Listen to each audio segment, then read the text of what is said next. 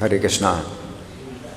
तो आप लोग जानते हैं कि कार्तिक महीने के बाद जो अगला महीना होता है मार्गशीर्ष का, वो कात्यायनी व्रत का होता है। इस व्रत को हम लोग नहीं करते हैं, लेकिन इसकी चर्चा हम लोग कर सकते हैं। तो ये जो व्रत है, ये जो महीना है मार्गशीर्ष का, ये भी बहुत पवित्र है, कार्तिक महीने के समान ही पवित्र है। भगवान गीता में कहते हैं मासा नाम मार्गशीर्षोहम, महीनों में मैं मार्गशीर्ष हूँ। जो कार्तिक का महीना है भगवान गीता में नहीं बता रहे हैं। क्यों? क्योंकि ये रहस्य है गीता में जो छिपाया गया है।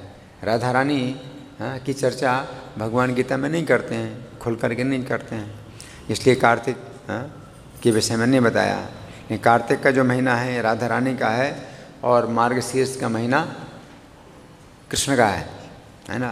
तो जैसे राधा कृष्ण, पहले राधा का नाम होता है फिर कृष्ण का नाम आता है, उसी तरह से पहले राधा रानी का महीना आता है कार्तिक, फिर कृष्ण का महीना आता है मार्गशीर्ष, है ना। और हम लोग कार्तिक का ही व्रत करते हैं क्योंकि कृष्ण को राधा रानी का महीना ज़्यादा प्रिय है। तो ये महीने, इस महीने हम व्रत नहीं करते हैं, लेकिन इस जो लीला है, ये जो लीला है इस महीने जो हुई है, इसकी हम लोग चर्चा कर सकते हैं। तो इसकी चर्चा ब्रह्मवैवर्त पुराण में भी मिलती है, श्रीमद् भागवत में मिलती है, और गोपाल चंपू में मिलती है, गर्ग संहिता में मिलती है, बहुत से ग्रंथों में मिलती है। तो आज हम जिस ग्रंथ से चर्चा करेंगे वो ब्रह्मवैवर्त पुराण है। उसमें से हम सुनेंगे ये कथा नारायण भगवान सुना रहे हैं। कौन से नारायण? जो ऋषि गंधमादन पर्वत पर तपस्या करते हैं, नर नारायण ऋषि जो तपस्या करते हैं, तो वो सुना रहे हैं। और सुनने वाले कौन है? नारद जी। नारद जी सुन रहे हैं। तो श्री नारायण ने कहा कि हे नारद सुनो, अब मैं पुनः श्री कृष्ण लीला का वर्णन करता हूँ। ये वो लीला है जिसमें गोपियों की चीर का अपहरण हुआ और उन्हें मनोवांछित वरदान दिया गया। हेमंत के प्रथम मास मार्गशीर्ष में गोपांगनाएं प्रेम के वशीभूत हो प्रतिदिन केवल एक बार हविष्यान्न ग्रहण करके पूर्णतः संयमशील हो पूरे महीने भर भक्ति भाव से व्रत करती रहीं। तो हविष्यान्न का भोजन कर रही हैं और एक बार कर रही हैं गोपांगनाएं। तो प्रभुपाद बताते हैं हविष्यान्न मूंग की दाल और चावल उबाल करके उसमें नमक और मसाला कुछ नहीं डालना, है ना। लेकिन पुरुषोत्तम मास महात्म्य में ये बताया गया है कि और भी चीज़ें हैं इसमें। गेहूँ भी है ना, और कोदों, समा के चावल, बहुत चीज़ें उसमें और भी हैं। और नमक भी दो प्रकार का नमक डाला जा सकता है, या तो सेंधा नमक या समुद्री नमक, और दूसरा नमक नहीं तो डाल सकते हैं, है ना। उसमें बताया कि अतैल पक्वान्नम, बिना तेल के ये सब चीज़ें जो है बना करके जो है, और नमक जो है इसी प्रकार का केवल नमक जो है डाल करके इसको खाया जाए तो वो जो है व्रत उपवास के समान होता है, हविष्यान्न कहलाता है। तो हेमंत का जो पहला महीना है ये मार्गशीर्ष है, पहला महीना। तो इसमें वे जो है पूर्णतः संयमशील हो पूरे महीने भर भक्ति भाव से व्रत करती रहीं। वे नहाकर यमुना के तट पर पार्वती की बालुकामयी मूर्ति बनाकर उसमें देवी का आवाहन करती। रोज बालुका की मूर्ति बनाती हैं यमुना के तट पर और देवी का आवाहन करती हैं, और मंत्रोच्चारण पूर्वक नित्य प्रति पूजा करती थीं। गोपियाँ चंदन, अगुरु, कस्तूरी, कुमकुम, नाना प्रकार के मनोहर पुष्प, भांति भांति के पुष्पहार, धूप, दीप, नैवेद्य, वस्त्र, अनेक अनेक फल, ये सब सामग्रियां हैं, अनेक अनेक फल हैं, मणि, मोती, मूंगे चढ़ाकर और अनेक प्रकार के बाजे बजाकर प्रतिदिन देवी की पूजा संपन्न कर दी थी। उनका मंत्र क्या था? हे देवी जगतां माता सृष्टिस्थित्यंत कारिणी नंद गोपय सुतम कांतम अस्मभ्यम देहि सुव्रते। उत्तम व्रत का पालन करने वाली हे देवी, हे जगदम्बे, तुम ही जगत की सृष्टि पालन और संहार करने वाली हो। तुम हमें नंद गोप नंदन श्याम सुंदर को ही पति रूप में प्रदान करो। तो ये जो है भागवत में सुखदेव गोस्वामी कहते हैं, नंद गोप सतम देवी पतिम में कुरुते नमः। नंद गोप के पुत्र को हमारा पति बनाओ, आपको नमस्कार है। और यहाँ पर वो कह रहे हैं, नंद गोप सतम कांतम अस्मभ्यम देहि। नंद गोप के जो पुत्र हैं वो हमारे पति हैं ही हैं, हमें प्रदान करो। पति हमने उनको बना लिया है ना, हमें आप उनको दे दीजिए। नंद गोप सतम कांतम अस्मभ्यम देहि सुव्रते। तो इस प्रकार से वो जब प्रार्थना करती हैं, इस स्तवराज के द्वारा ब्रजांगनाओं ने 1 महीने तक प्रतिदिन बड़ी भक्ति के साथ ईश्वरी का स्तवन एवं नमन किया। तो यहाँ पर समझने वाली बात है कि गीता में भगवान देवताओं की पूजा की निंदा करते हैं। काम्यस्ते ज्ञाना प्रपद्यन्ते ने देवता। कृष्ण के अतिरिक्त अन्य देवताओं की जो शरण लेते हैं, कामनाओं के द्वारा जिनका ज्ञान अपहरण हो गया है, लेकिन इनकी जो है भगवान ने बहुत प्रशंसा की। तो ये समझने वाली बात है कि ये जो ब्रज की कन्याएं हैं, तो ये कृष्ण को पति रूप में प्राप्त करने के लिए कात्यायनी देवी की, पार्वती देवी की पूजा कर रही हैं। तो इनकी जो है प्रशंसा, वही भगवान प्रशंसा कर रहे हैं जो भगवान गीता में निंदा कर रहे हैं, है ना। तो यहाँ कारण क्या है प्रशंसा करने का? क्योंकि इनका जो ज्ञान है भौतिक कामनाओं के द्वारा अपहरण नहीं हुआ है, भौतिक कामना नहीं है। ये कृष्ण को पति रूप में प्राप्त करना चाहती हैं, तो ये भौतिक कामना नहीं है ना। इनके अंदर काम वासना नहीं है, ये काम वासना भी नहीं है उनके अंदर। पति रूप में कोई स्त्री किसी को पति रूप में चाहती है तो काम वासना भी होती है भौतिक संसार में। स्त्री पुरुष को चाहती है या पुरुष स्त्री को चाहता तो काम वासना होती है। लेकिन ये जो स्त्रियां हैं, कन्याएं हैं, ये कृष्ण को पति रूप में चाहती हैं, तो इनके अंदर काम वासना भी नहीं है ना। ये बहुत शुद्ध भाव जिसे भगवान समझ सकते हैं। तो यहाँ पर ये बताया गया है कि जब महीना पूरा हुआ, तो जब महीना पूरा हो गया, इसका मतलब मार्गशीर्ष की पूर्णिमा के दिन, व्रत की समाप्ति के दिन, ये गोपियाँ अपने वस्त्रों को तट पर रखकर यमुना जी में स्नान करने के लिए उतरी। हे नारद, रत्नों के मोल पर मिलने वाले नाना प्रकार के द्रव्य हैं, लाल, पीले, सफ़ेद, मिश्रित रंग वाले मनोहर वस्त्र यमुना जी के तट पर छा रहे थे। तो वस्त्र भी जो है रत्नों के मोल पर मिलने वाले, पहले वस्त्र भी खरीदे नहीं जाते थे, ये रत्नों के द्वारा जो है इनको आदान प्रदान किया जाता है। तो रत्नों के मोल पर मिलने वाले मनोहर वस्त्र यमुना जी के तट पर छा रहे थे, गणना नहीं की जा सकती थी कितने वस्त्र। यमुना जी का तट बड़ा सुंदर लग रहा था वस्त्रों के द्वारा, और रंग बिरंगे वस्त्र थे, इनकी गणना नहीं की जा सकती थी। इन सब के द्वारा यमुना जी के उस तट की बड़ी शोभा हो रही थी।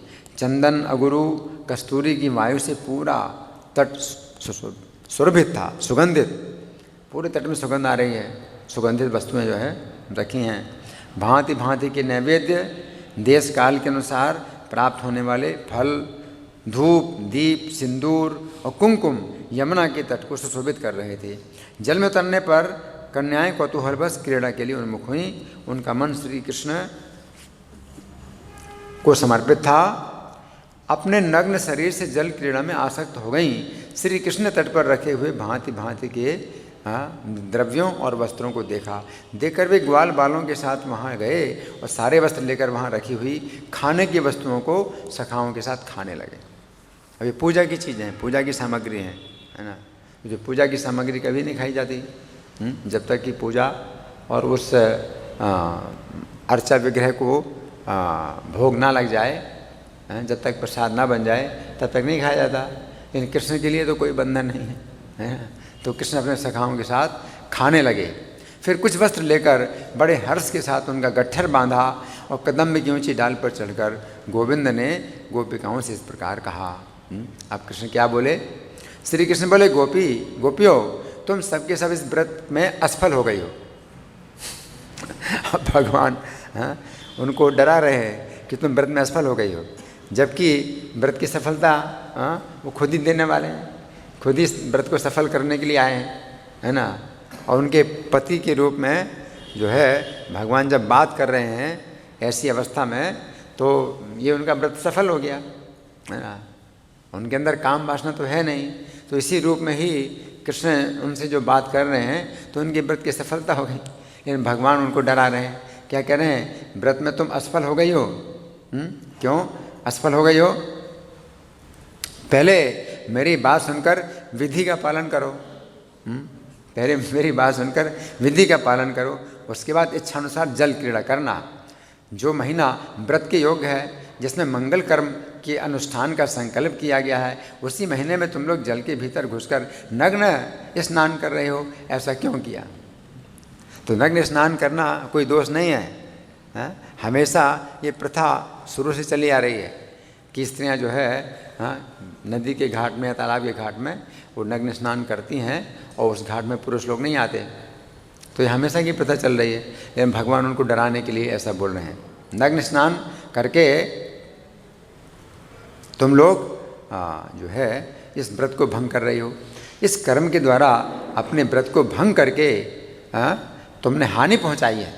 तुम्हारे पहनने के वस्त्र और फूलों के हार और व्रत की जो वस्तुएं यहाँ रखी गई थी, किसने चुरा ली?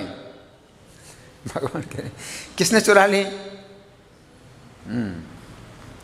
जो स्त्री व्रत के समय नग्न स्नान करती है उसके ऊपर स्वयं वरुण देवता रुष्ट हो जाते हैं। जान पड़ता है वरुण के अनुसार तुम्हारे वस्त्र उठा ले गए हैं।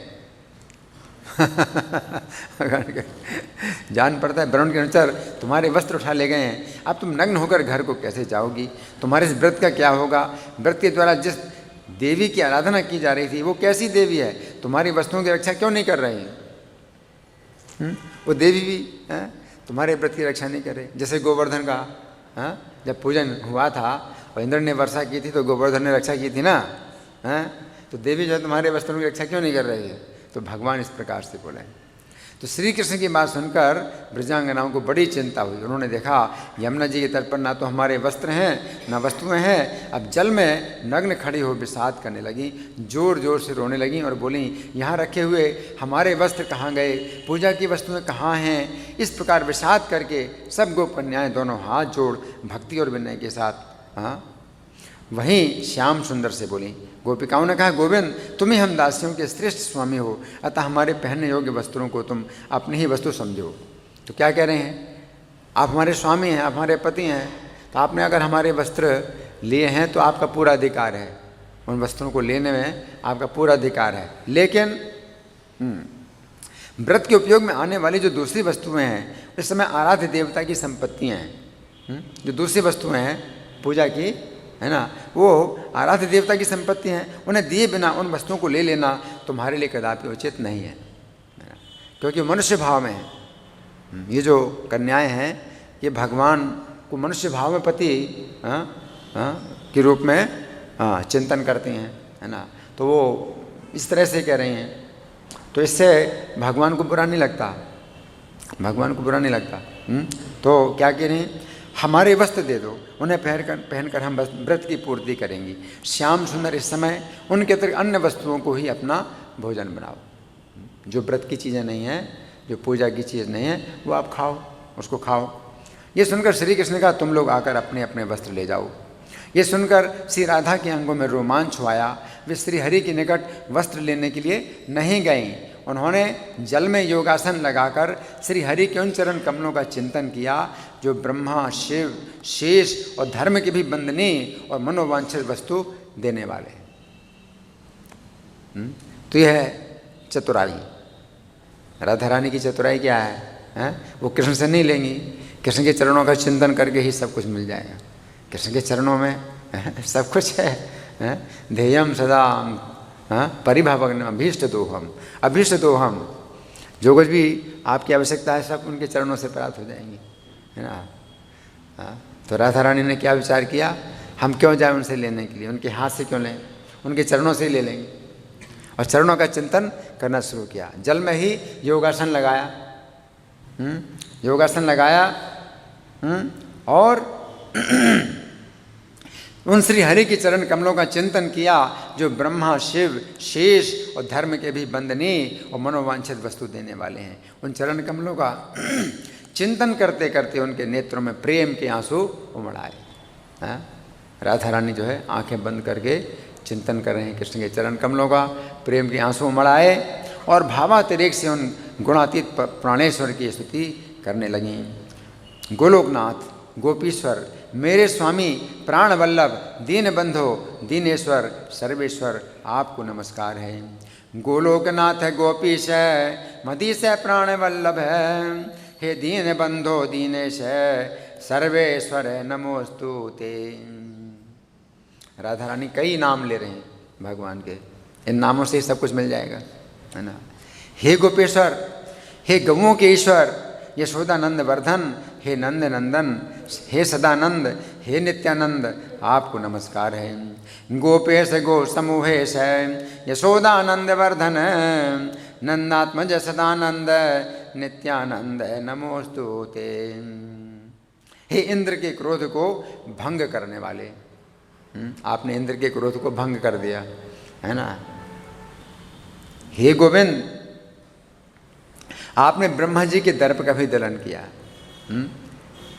किसके घमंड को आपने नहीं तोड़ा। ब्रह्मा जी के दर्प का भी दलन किया, काली दमन, काली का भी दमन किया। हे प्राणनाथ, हे श्री कृष्ण, आपको नमस्कार है। शतमन्योर्मन्यु भग्न ब्रह्म दर्प विनाशक, काली दमन प्राणनाथ, कृष्ण नमोस्तु ते। शिव और अनंत के भी ईश्वर, ब्रह्म और ब्राह्मणों के ईश्वर, हे परात्पर, हे ब्रह्म स्वरूप, हे ब्रह्मज्ञ, हे ब्रह्म बीज, आपको नमस्कार है। शिवानंतेश ब्रह्मेश ब्राह्मणेश परात्पर, ब्रह्म स्वरूप ब्रह्मज्ञ, ब्रह्म बीज नमोस्तु ते। हे चराचर जगत रूपी वृक्ष के बीज, क्या ये जो चराचर जगत है ये वृक्ष के समान है, इसके आप बीज हैं। गीता में भगवान ने कहा है बीजम माम सर्वभूतानाम विद्धि पार्थ सनातनम, कि समस्त प्राणियों का मुझे सनातन बीज जानो। कोई भी बीज सनातन नहीं होता, बीज नष्ट हो जाता है, बीज ही वृक्ष बन जाता है। लेकिन कृष्ण ऐसे बीज हैं इस भौतिक जगत के कि जो नष्ट नहीं होते, सनातन हैं। उनसे वृक्ष होता है और फिर नष्ट हो जाता है वृक्ष, फिर से उत्पन्न होता है, बीज नष्ट नहीं होता। कृष्ण ऐसे बीज हैं।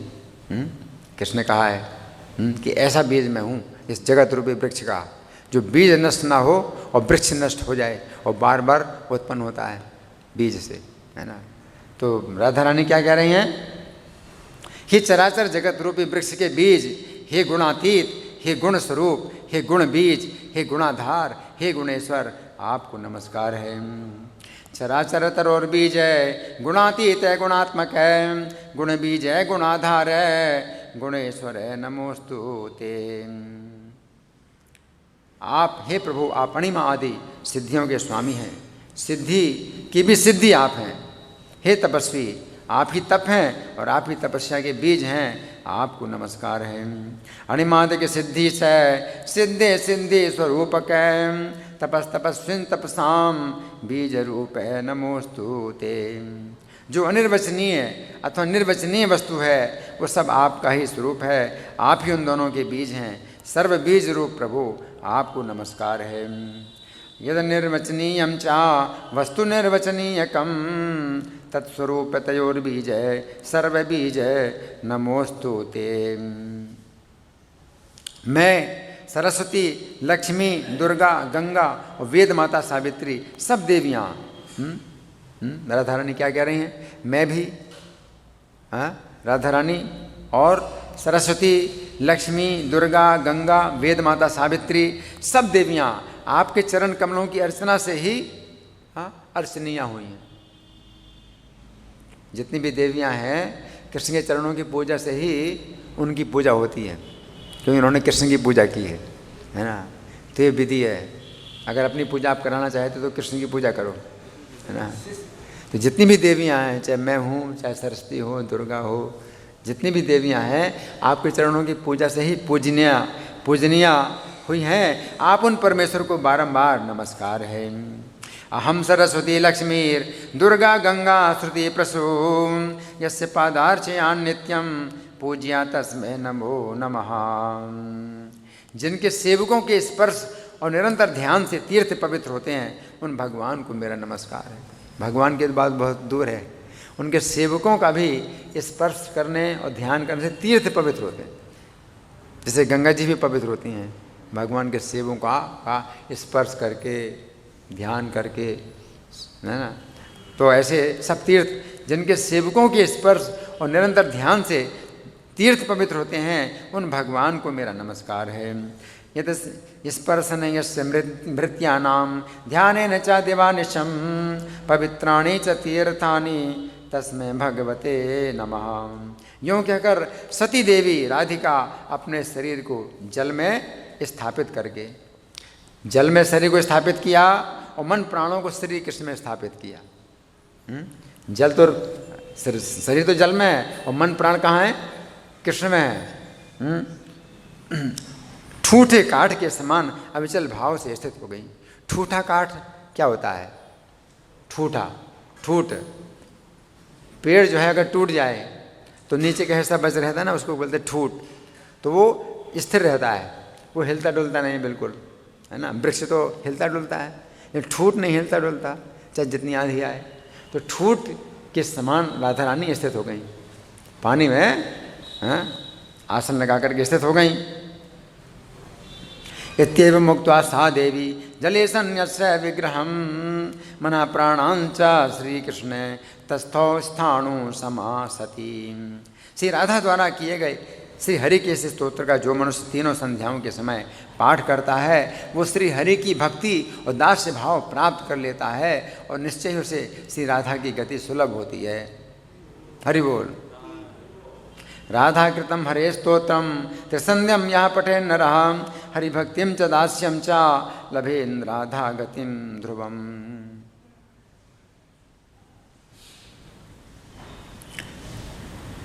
जो विपत्ति में भक्ति भाव से इसका पाठ करता है, उसे शीघ्र ही संपत्ति प्राप्त होती है। यदि कुमारी कन्या भक्ति भाव से 1 वर्ष तक प्रतिदिन इस स्तोत्र को सुने तो निश्चय उसे श्री कृष्ण के समान कमनीय कांति वाला गुणवान पति प्राप्त होता है। जल में स्थित हुई राधिका ने श्री कृष्ण के चरण कमलों का ध्यान और स्तुति करने के पश्चात जब आंखें खोली, क्या सुनना है आप लोग? क्या राधा रानी ने आंखें खोली? जब आंखें खोली तो उन्हें सारा जगत श्री कृष्ण में दिखाई दिया। सारा जगत श्री कृष्ण में दिखाई दिया, हर जगह कृष्ण दिखाई दे रहे हैं। तब उन्होंने यमुना के तट को वस्त्रों से और सब वस्तुओं से संपन्न देखा। ज्यों क्या त्यों सब रखा हुआ है और सब गायब था, अभी सब ज्यों का त्यों रखा हुआ है, हैं? कोई भी चीज़ जरा भी नहीं हिली है। जिसका सामान जहाँ जैसे रखा था सब उसी प्रकार से रखा हुआ है, सब कुछ ज्यों का त्यों देखा। देखकर श्री राधा ने ऐसे स्वप्न का विकार माना। ये कैसे हो सकता है? क्या मुझे सपना आ रहा है? आप पानी के अंदर तो बैठी हैं, सपना कैसे आएगा? हैं? या तंद्रा है ना? तंद्रा भी नहीं है। स्वप्न तंद्रा में अंतर है।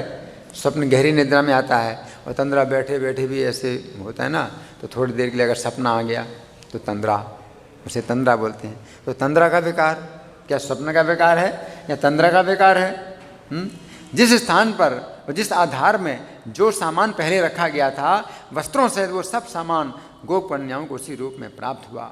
फिर तो वे सब की सब देवियाँ जल से निकलकर व्रत पूर्ण करके मनोवांछित वर पाकर अपने अपने घर को चलेंगी।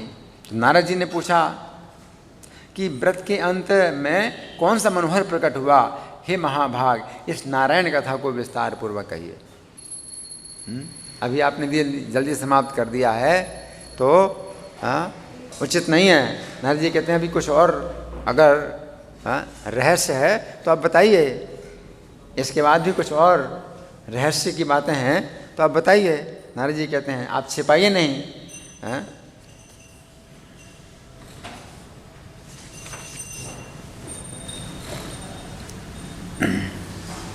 नारद जी ने पूछा भगवान आपने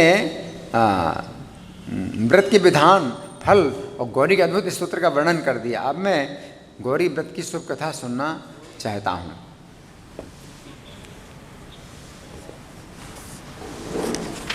इसमें काफ़ी और लंबी कथा है जिसको मैं छोड़ रहा हूँ, तो इतना समय नहीं है। तो पहले किसने किया वो भी पूछा, तो पहले किसने किया तो वो सब बताया गया है। तो समाप्ति के दिन गोपियों से श्री राधा ने देवी की वंदना और स्तुति करके गौरी व्रत को पूर्ण किया। एक ब्राह्मण को प्रसन्नतापूर्वक 1000 गौवें और 100 सुवर्ण मुद्राएं दक्षिणा के रूप में देकर घर जाने को उद्यत हुई। और कितने ब्राह्मणों को भोजन कराया पता है? 1000 ब्राह्मणों को भोजन कराया। तो एक एक ब्राह्मण को कितना दिया? 1000 गौवें और 100 स्वर्ण मुद्रा। और कितने ब्राह्मण हैं? 1000 ब्राह्मण हैं, है ना। तो कितना दिया, है ना। उन्होंने आदरपूर्वक 1000 ब्राह्मणों को भोजन कराया, बाजे बजवाए और भिख मंगों को धन बांटा। इसी समय दुर्गति नाशिनी दुर्गा वहाँ आकाश से प्रकट हुई, जो ब्रह्म तेज से प्रकाशित हो रही थी। उनके प्रसन्न मुख पर मंद हंसी फैल रही थी 100 योगिनियों के साथ। कितनी योगिनियां हैं? 100 योगिनियों के साथ सिंह से जुते हुए रथ पर बैठी हैं। रथ है, अक्सर दिखाया जाता शेर के ऊपर सवार हैं, यहाँ पर रथ है और शेर जुता हुआ है। रथ में शेर जुता हुआ है, सिंह से जुते हुए रथ पर बैठी हैं। रत्नमय आभूषणों से विभूषित हैं और कितनी भुजाएं? 10। कितनी भुजाएं? 10 भुजाएं रत्न के आभूषणों से जो है प्रकाशमान है। वो दिव्य रथ से उतरी। क्या हुआ? उतरी, दिव्य रथ से उतरी और तुरंत श्री राधा को हृदय से लगा लिया।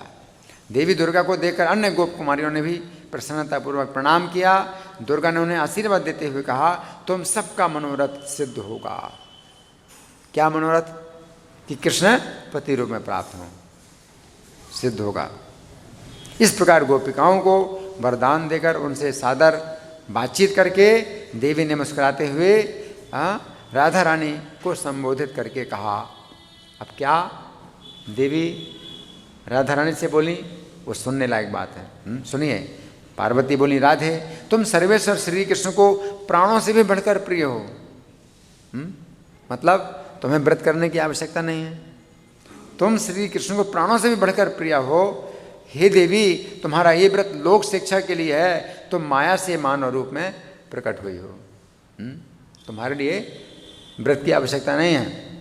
सुंदरी, क्या तुम गोलोकनाथ, गोलोक, श्रीशैल, बिरजा के तट, श्री रास मंडल और दिव्य मनोहर वृंदावन को कुछ याद करती हो कि तुम कहाँ से आई हो? अभी तुम जो है अपने को क्या मानवी समझ रही हो, है ना। क्या तुम्हें याद है कि तुम वहाँ से आई हो? कहाँ से? गोलोक, गोलोकनाथ को याद करती हो। श्रीशैल, श्रीशैल का मतलब गोवर्धन पर्वत। वहाँ पर गोलोक में गोवर्धन पर्वत नाम नहीं है, इस पर्वत का नाम है सतश्रृंग पर्वत या श्रीशैल इसको बोलते हैं। और बिरजा के तट प्रांत, यमुना जी गोलोक में है तो यमुना जी के नाम से नहीं है, बिरजा के नाम से, बिरजा नदी के नाम से। तो बिरजा के तट तुम्हें याद आते हैं, रास मंडल याद आता है, दिव्य मनोहर वृंदावन याद आता है। क्या कुछ याद करती हो? क्या तुम्हें प्रेम शास्त्र के विद्वान श्याम सुंदर के उस चरित्र का किंचित स्मरण होता है जो नारियों के चित्त को बरबस अपनी ओर खींच लेते हैं? तुम श्री कृष्ण के आधे अंग से प्रकट हुई हो, अतः तुम उन्हीं के समान तेजस्विनी हो। समस्त देवांगनाएं तुम्हारी अंश कला से प्रकट हुई हैं। आदि प्रकृति, राधा रानी आदि प्रकृति हैं, कृष्ण आदि पुरुष हैं, राधा रानी आदि प्रकृति हैं। तो समस्त देवांगनाएं तुम्हारी अंश कला से प्रकट हुई हैं, फिर तुम मानवी कैसे हो? तुम श्री हरि के लिए प्राण स्वरूपा हो और स्वयं श्री हरि तुम्हारे प्राण हैं। वेद में तुम दोनों का भेद नहीं बताया गया है, फिर तुम मानवी कैसे हो? पूर्व काल में ब्रह्मा जी 60,000 वर्षों तक तप करके भी तुम्हारे चरण कमलों का दर्शन ना पा सके। 60,000 तपस्या, 60,000 साल तक तपस्या की थी, तो भी तुम्हारे चरण कमलों का दर्शन ना पा सके फिर तुम मानुषी कैसे हो? तुम तो साक्षात देवी हो, श्री कृष्ण की आज्ञा से गोपी का रूप धारण करके पृथ्वी पर पधारी हो। हे देवी, तुम मानवीय स्त्री कैसे हो? मनुवंश में उत्पन्न राजा सुयज्ञ तुम्हारी कृपा से गोलोक गए थे, फिर तुम मानुषी कैसे हो? वो अलग कथा है, बहुत विस्तृत कथा है राजा सुयज्ञ की। तुम्हारे मंत्र और कवच के प्रभाव से परशुराम जी ने इस पृथ्वी को 21 बार क्षत्रिय राजाओं से शून्य कर दिया। ऐसी दशा में तुम्हें मानवीय स्त्री कैसे कहा जा सकता है? परशुराम जी ने शंकर जी से तुम्हारे मंत्र को प्राप्त कर पुष्कर तीर्थ में उसे सिद्ध किया, उसी के प्रभाव से वे कार्तवीर अर्जुन का संहार कर सके, फिर तुम मानुषी कैसे हो? उन्होंने अभिमानपूर्वक महात्मा गणेश का एक दांत तोड़ दिया, वे केवल तुमसे ही भय मानते थे, फिर तुम मानवीय स्त्री कैसे हो? जब मैं क्रोध से उन्हें भस्म करने को तैयार हुई, तब हे ईश्वरी, मेरी प्रसन्नता के लिए स्वयं तुमने आकर उनकी रक्षा की, फिर तुम मानुषी कैसे हो? पार्वती कह रही हैं कि मैं उनको, परशुराम जी को भस्म करना चाहती थी, गणेश जी के दांत तोड़ दिया, उनके पुत्र का दांत तोड़ दिया, है ना, तो रक्षा के लिए तुम ही आई, तुमने रक्षा की। श्री कृष्ण प्रत्येक कल्प में तथा जन्म जन्म में तुम्हारे पति हैं। प्रत्येक कल्प में कृष्ण का अवतार होता है, तो प्रत्येक कल्प में प्रत्येक जन्म में तुम्हारे पति हैं श्री कृष्ण। हे जगन माता, तुमने लोकहित के लिए ही व्रत किया है।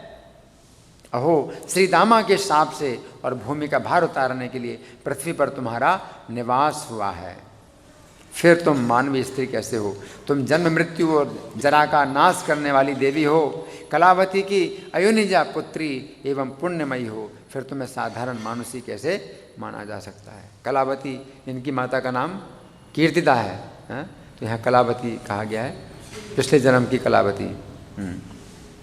3 महीने व्यतीत होने पर जब मनोहर चैत्र मास उपस्थित होगा, तो 3 महीने के बाद आएगा चैत्र, है ना, मार्गशीर्ष के बाद कौन सा महीना आता है? पौष, और फिर माघ, फिर फाल्गुन, फिर चैत्र, है ना, तो 3 महीने के बाद चैत्र उपस्थित होगा। तब रात्रि की निर्जन, निर्मल और सुंदर रास मंडल में वृंदावन के भीतर श्री हरि के साथ समस्त गोपिकाओं सहित तुम्हारी रास क्रीड़ा संपन्न होगी। हे सती राधे, प्रत्येक कल्प में भूतल पर श्री हरि के साथ तुम्हारी रसमयी लीला होगी। ये विधाता ने ही लिख दिया है, पहले से लिखा है सब कुछ, इसे कौन रोक सकता है? सुंदरी श्री हरि प्रिय, जैसे मैं महादेव जी के सौभाग्यवती पत्नी हूँ, उसी प्रकार तुम श्री कृष्ण की सौभाग्यशालिनी वल्लभा हो। जैसे दूध में सफ़ेदी है, अग्नि में जलन है, भूमि में गंध है, जल में शीतलता है, उसी प्रकार श्री कृष्ण में तुम हो, उसी प्रकार श्री कृष्ण में तुम हो, अलग नहीं हो।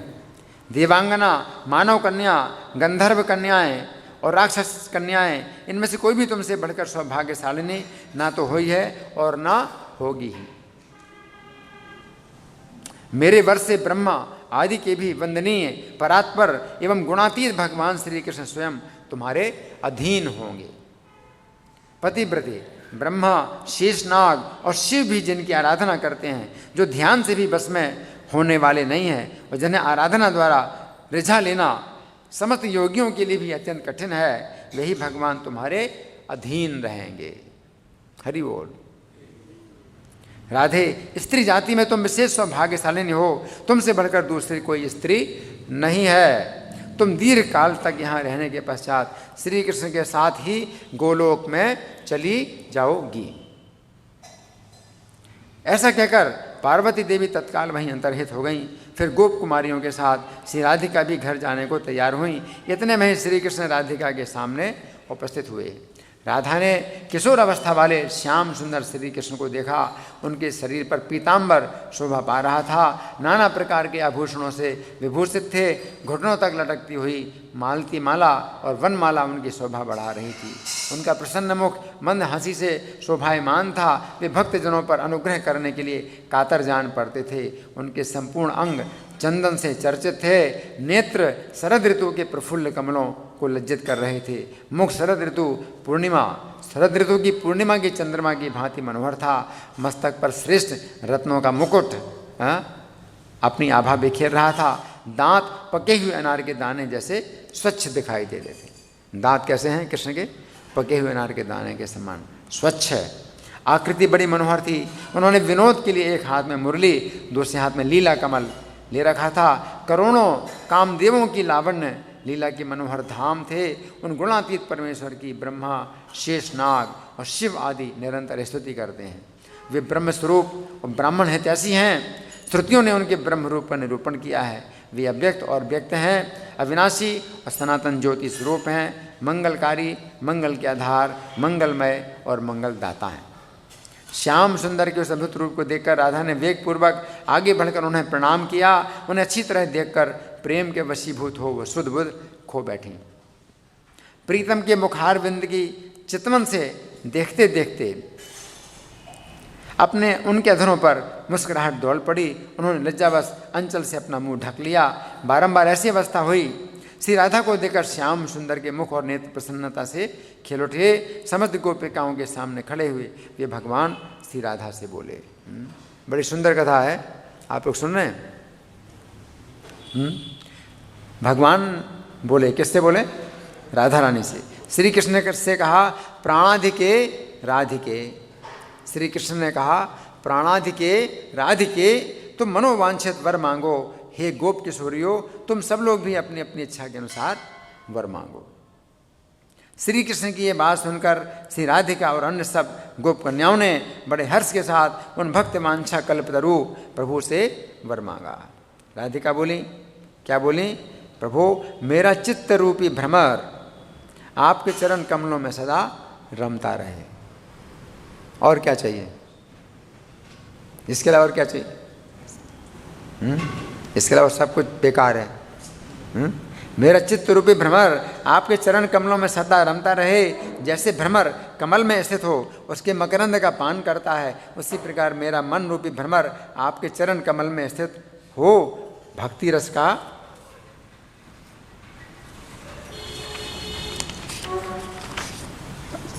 निरंतर आस्वादन करता रहे। और क्या चाहिए? आप जन्म जन्म में मेरे प्राणनाथ हों और अपने चरण कमल की परम दुर्लभ भक्ति मुझे दें। और क्या चाहिए? मेरा चित्त सोते जागते दिन रात आपके स्वरूप और गुणों के चिंतन में सतत लगा रहे। और क्या चाहिए? यही मेरी मनोवांछा है। इससे ज़्यादा कुछ हो सकता है? और कुछ नहीं, सब बेकार है। गोपियाँ बोली, प्राण बंधो, आप जन्म जन्म में हमारे प्राणनाथ हों और राधा की भांति हम सबको भी सदा अपने साथ रखिए। बस राधा की भांति अपने साथ रखिए। गोपियों के वचन सुनकर प्रसन्न मुख वाले श्रीमान यशोदानंदन ने कहा, तथास्तु। क्या? तथास्तु, ऐसा ही हो, तथास्तु। एवमस्तु भी बोलते हैं, एवमस्तु, तथास्तु। तत्पश्चात उन जगदीश्वर ने श्री राधिका को प्रेम पूर्वक 1000 दलों से युक्त क्रीड़ा कमल दिया। क्रीड़ा कमल कितने दल वाला है? 1000 दल वाला। कभी सुना है, कभी देखा? नहीं देखा ना। भगवान ने अपने हाथ का जो है कमल राधा रानी को दिया, 1000 दल वाला कमल दिया। तत्पश्चात अच्छा मालती की मनोहर माला दी, अपने गले से उतार करके मालती की मनोहर माला दी। साथ ही अन्य गोपियों को भी उन गोपी वल्लभ ने हंसकर प्रसाद स्वरूप फूल और मालाएं भेंट की। भगवान ने उतार उतार के मालाएं दी। और भगवान जब उतारते हैं मालाएं तो मालाएं समाप्त नहीं होती, जितनी चाहें उतार दें। और मालाएं फिर भी बनी रहेगी उनके गले में। तो प्रत्येक गोपी को जो है प्रसादी माला अपनी जो है भगवान ने दी, फूल दिए और प्रसादी माला दी। तदनंतर बड़े प्रेम से वे बोले। श्री कृष्ण ने कहा, ब्रज देवियों, 3 मास व्यतीत होने पर वृंदावन के रास मंडल में तुम सब लोग मेरे साथ रास क्रीड़ा करोगी। जैसा मैं हूँ वैसी ही तुम हो। हम में और तुम में भेद नहीं है। मैं तुम्हारे प्राण हूँ और तुम भी मेरे लिए प्राण स्वरूपा हो। गोपियों, तुम लोगों का ये व्रत लोक रक्षा के लिए है, स्वार्थ सिद्धि के लिए नहीं है। ये जो व्रत है तुम्हारा स्वार्थ सिद्धि के लिए नहीं, ये स्वार्थ तुम्हारा पहले से सिद्ध है।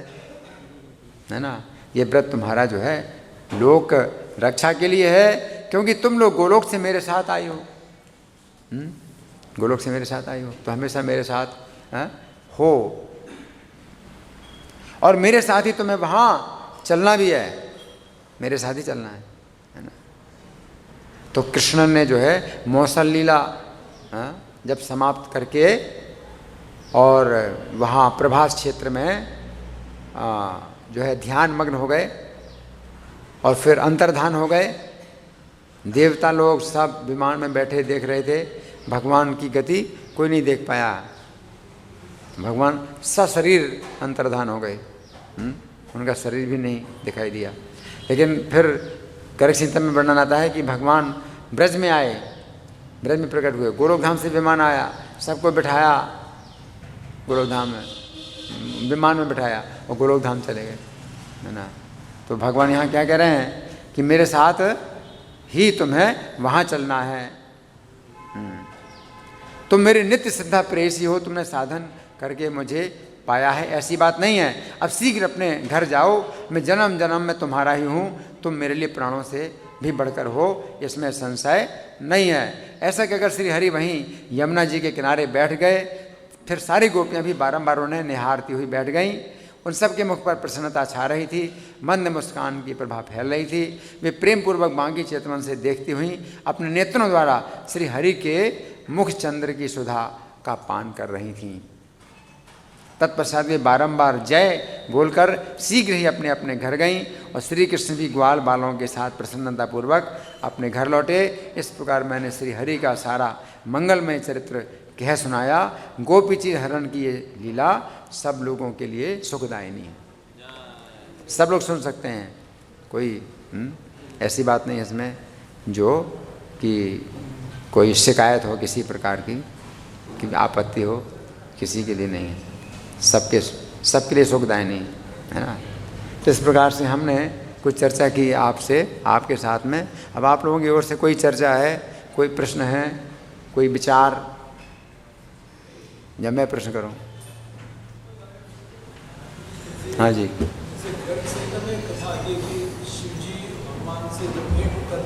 माइक दे दो।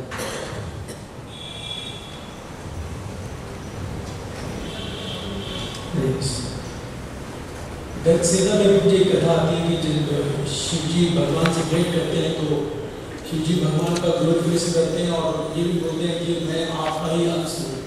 लेकिन यहाँ पर हम देखते हैं कि जो दुर्गा देवी और राधा रानी की जो भेंट हो रही है, दुर्गा देवी उन्हें, पार्वती उन्हें आशीर्वाद दे रही है, लेकिन इस कथा में वो ये नहीं कह रही है जैसे कि ब्रह्मा जी बोलते हैं सृष्टि स्थिति साधन छाए भगवान में भरती दुर्गा। तो इस लीला में ऐसा नहीं आता कि मैं आपकी अंश हूँ, कि पार्वती जो है उनकी छाया है, राधा रानी दुर्गा देवी उनकी छाया है, आशीर्वाद वो दे रही है, ग्लोरीफिकेशन भी कर रही है राधा रानी की। लेकिन इस तरह से ये भाव प्रकट नहीं कि मैं भी स्वयं नहीं। फिर उन्होंने ये कहा ना कि जितनी देवियाँ हैं तुम्हारी अंश कला से उत्पन्न हुई हैं, तो उसमें वो अपने को भी बता रही हैं। हाँ, आप मतलब आदि प्रकृति, राधा रानी आदि प्रकृति हैं, तभी बता रहे हैं। लेकिन यहाँ जो है एक दूसरा भी भाव है, उस भाव में वो उनकी पूजा हुई है तो पूजा का वरदान भी दे रहे हैं। तो अगर राधा रानी चाहती हैं उनकी पूजा करना तो फिर वो पूजा भी करा रही हैं, तो वो भी उनकी इच्छा के अनुसार उनकी ही सेवा है। सेवक अपनी पूजा भी करा लेता है स्वामी से, और वो भी उसकी सेवा होती है कि स्वामी की इच्छा है अगर सेवक की पूजा करने की, तो सेवक अपनी पूजा कराता है, वो भी सेवक की सेवा ही होती है। तो दुर्गा जी जो है अपनी सेवा, अपनी पूजा करा रही हैं, तो वो भी राधा रानी की सेवा ही है ना। और इसके अलावा जो दूसरा इसमें कहा कथा में कि गणेश जी का दांत तोड़ दिया गया, वो क्या कथा है? गणेश जी का दांत तोड़ा गया, गणेश जी का दांत तोड़ा गया, उसमें कुछ ऐसी कथा आती है, इसी ग्रंथ में कथा आती है कि परशुराम जी जब आए थे तो गणेश जी द्वार की रक्षा कर रहे थे। गणेश जी द्वार की रक्षा कर रहे थे और परशुराम जी अंदर जाना चाहते थे, उन्होंने रोका था। तो इसी में ही कुछ उनसे कहा सुनी हुई थी। तो उसमें परशुराम जी ने गणेश जी का दांत तोड़ दिया। तो उस समय जो है जो दुर्गा जी हैं वो बहुत क्रुद्ध हुई थी और परशुराम जी बहुत भयभीत हो गए थे, है ना। तो वो घटना इस प्रकार की है। ठीक है, और कोई? हाँ जी, माता जी, माता जी। हाँ, माइक दे दो इनको। हाँ, माइक पर बोलो।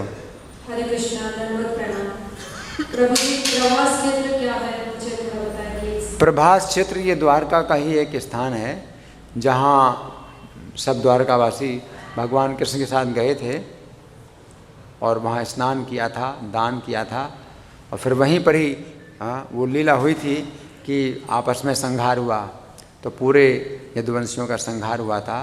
तो वो प्रभास क्षेत्र है वो स्थान। ठीक है, हाँ, अमोघ लीला प्रभु।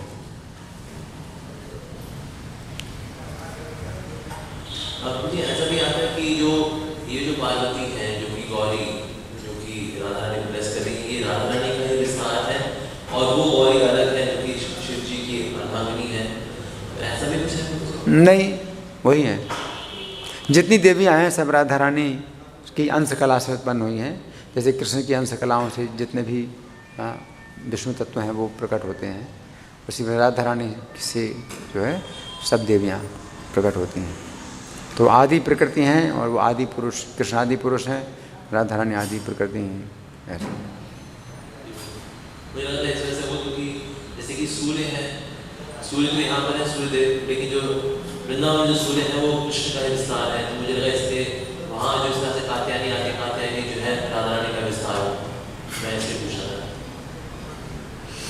तो ये वही गौरी जो कि शिव जी की। हाँ, अभी वृंदावन जो भारतवर्ष का वृंदावन है तो उसको तो हम मतलब वृंदावन कहते हैं, लेकिन दूसरा वृंदावन गोलोक वृंदावन है, गोलोक धाम का वृंदावन है, तो वो अलग चीज़ है। गोलोक धाम में अगर सूर्य है या सूर्य नहीं है, जो भी है वो तो अलग चीज़ है ना, तो वो बिल्कुल अलग ही है। तो जैसे गौरी देखो तो महामाया की प्रीडोमिनेंट की है, तो फिर महामाया जो है योग माया वाली उसमें सेवा करना किस तरह से? फिर से बोलिए क्या? जो गौरी है, हाँ हाँ, जो कि आशीर्वाद देगी, वैसे वो महामाया कहलाती है। हाँ, तो महामाया जो है, लेकिन भगवान कृष्ण की इच्छा की टाइम वो योग माया होती है। तो योग माया में महामाया सेवा कर सकती है इस तरह से? योग माया जो है भगवान के धाम में है, हाँ, वो कार्य करती हैं, भक्तों के ज्ञान को ढकती हैं। तो माया का कार्य है ज्ञान को ढकना। तो जो महामाया है अब भक्तों के ज्ञान को ढकती है, तो कृष्ण से वो जो है दूर जाते हैं और कृष्ण की सेवा से दूर जाते हैं, कृष्ण से विमुख होते हैं। तो महामाया का कार्य है ज्ञान को ढकती है, और वो कृष्ण को भगवान नहीं समझ पाते हैं और वो भगवान कृष्ण से दूर जाते हैं, कृष्ण की सेवा से दूर जाते हैं। और जो योग माया है वो भी ज्ञान को ढकती है, ये भक्तों के ज्ञान को ढकती है। तो कृष्ण को जो है वो कृष्ण का जो भगवान का ज्ञान है वो जब उनका नहीं रहता है तो वो कृष्ण की ओर निकल आते हैं। तो योग माया जो है ज्ञान को ढकती है तो कृष्ण की ओर निकट लाती है ना। तो जो ब्रजवासी हैं वो कृष्ण की ओर निकट जाते हैं, क्योंकि वो कृष्ण को मनुष्य मानते हैं और कृष्ण की ओर सेवा करते हैं, तो कृष्ण की सेवा में आते हैं। तो माया एक ही है, भगवान के लिए एक ही चीज़ है। जैसे इलेक्ट्रिशियन के लिए वही बिजली है, तो वो ताप भी पैदा करती है और वही ठंडी पैदा करती है, तो उसके तो एक ही बिजली है। उसी प्रकार से योग माया महामाया भगवान के लिए एक ही है। ये भौतिक जगत में वो महामाया है और आध्यात्मिक जगत में योग माया है। माया का मतलब है ज्ञान को ढके, माँ का मतलब नहीं या माने जो, तो जो नहीं है। तो कृष्ण वैसे नहीं है, लेकिन वो कृष्ण को वैसे समझते हैं।